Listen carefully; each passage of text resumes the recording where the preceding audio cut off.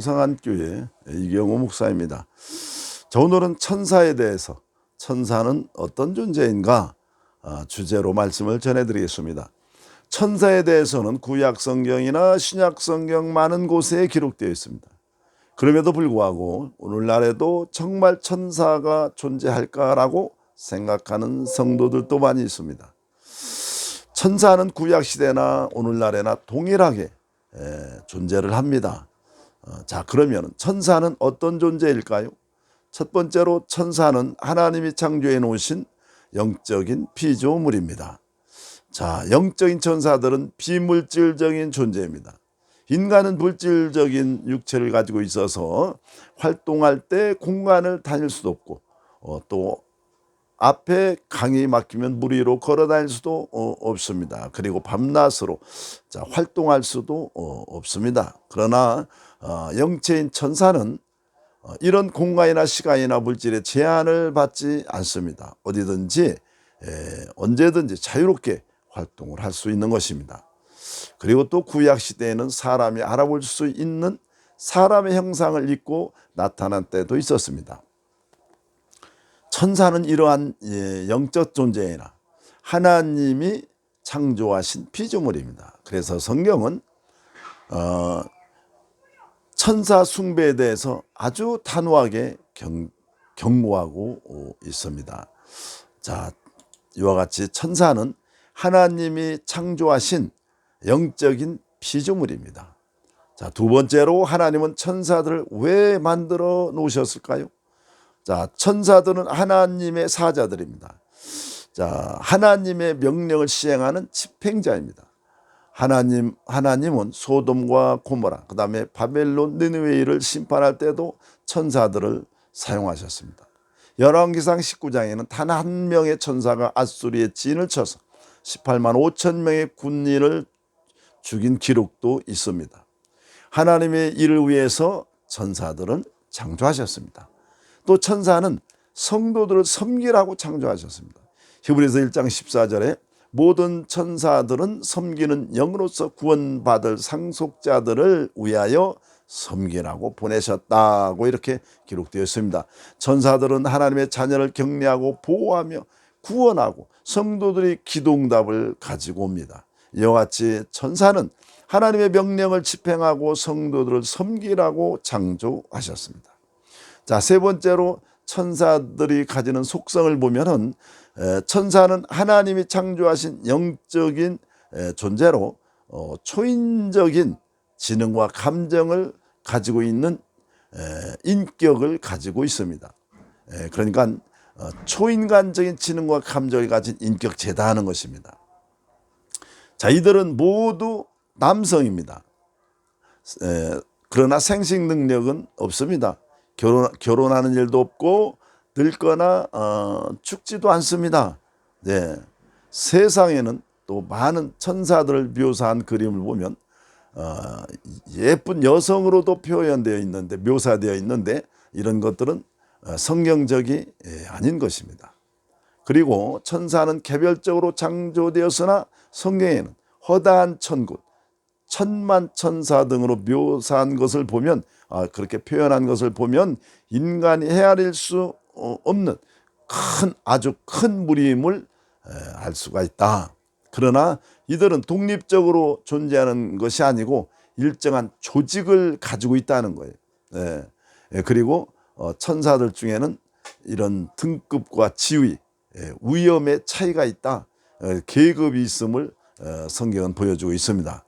자, 네 번째로 이들의 하는 일을 살펴보면은 천사들이 가장 주가 되는 직무는 하나님을 찬양하는 것입니다.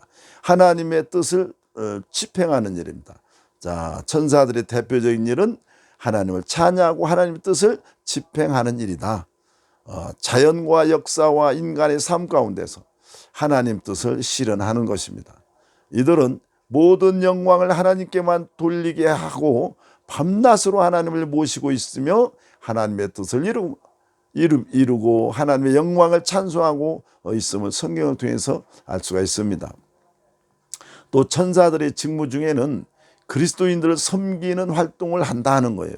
히브리서 1장 14절에 모든 천사들은 부리는 영으로서 구원 얻을 후사들을 위하여 보내셔서 성도들을 지켜주고 보호하고 인도한다는 것입니다. 성도가 세상을 떠날 때 하나님께 영혼을 하나님 품으로 영혼을 인도를 하는데 그 역할도 천사가 한다.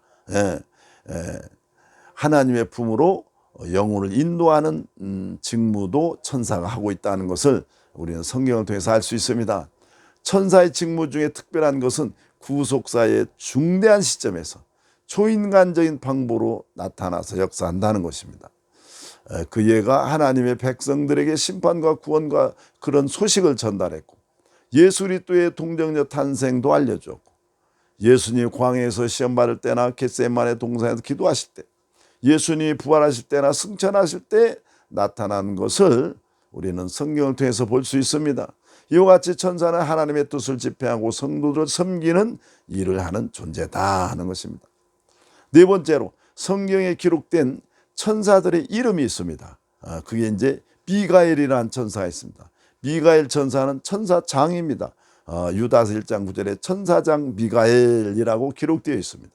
천사장은 원래 루시퍼였는데 하나님께 반역해서 타락함 사탄으로 변했죠. 그래서 지금은 성경에 기록된 대로 미가엘이 천사장이다.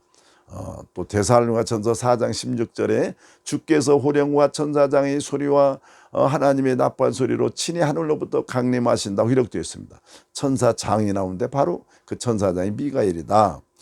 그리고 미가엘은 천군의 장관입니다. 사탄의 세력과 영적 전쟁을 벌이는 천군의 군대를 총지휘하는 사령관으로서 천군의 장관이다 하는 거예요.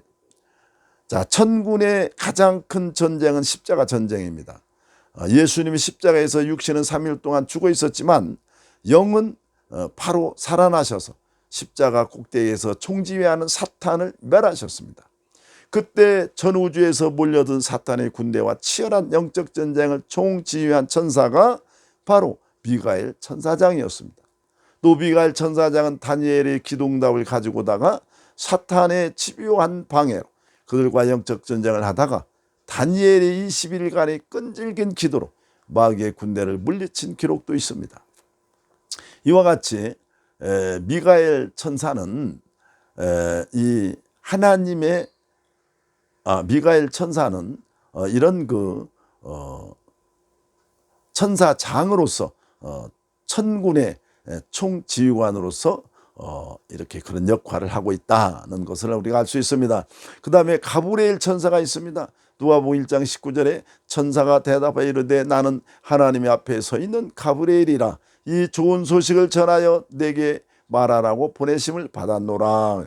가브리엘은 하나님의 자비와 약속을 전하는 천사입니다. 성경에 여호와의 사자라고 여러 번 언급을 하고 있는데 이 천사가 바로 가브리엘입니다. 이 천사의 주요 임무는 하나님의 자비와 약속을 전하는 일을 한다.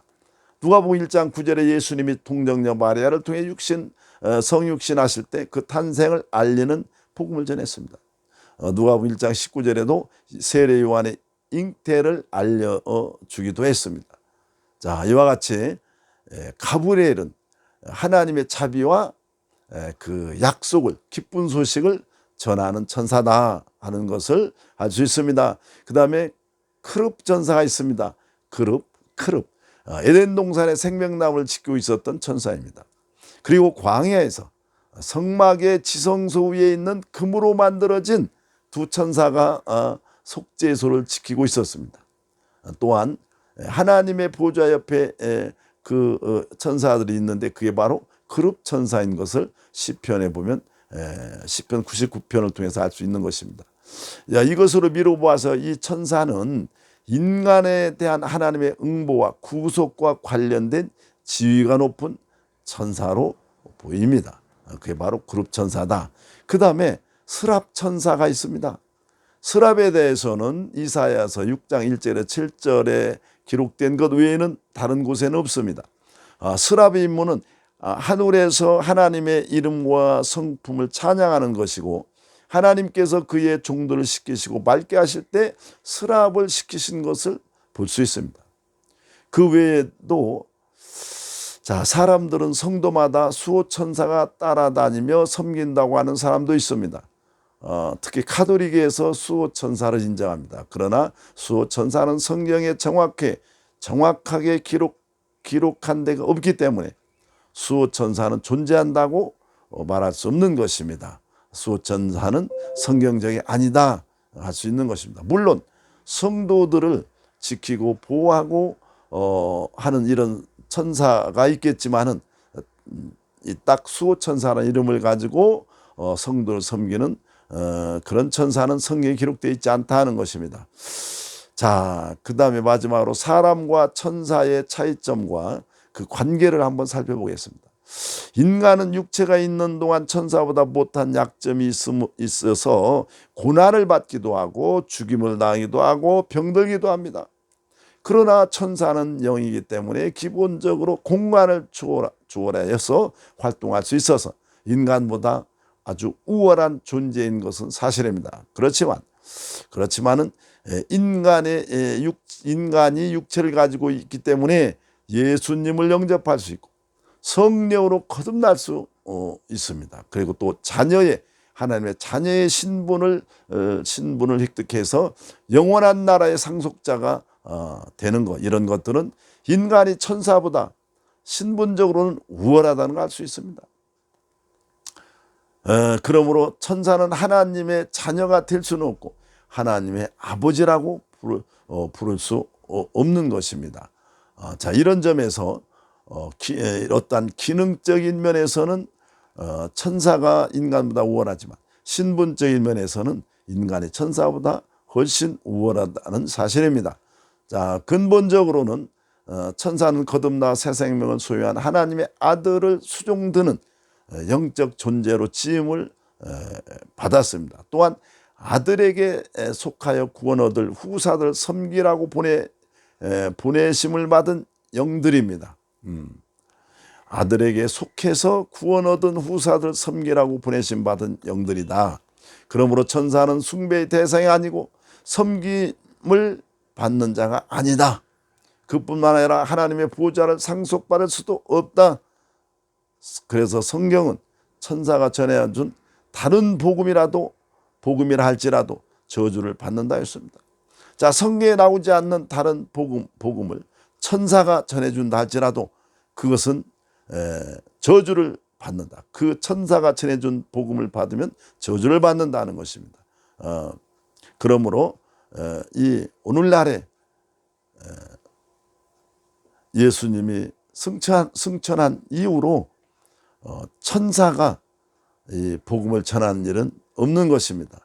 만약에 천사의 복음을 듣고 전했다면 그 이단이고 그 사람은 저주를 받는다는 것입니다.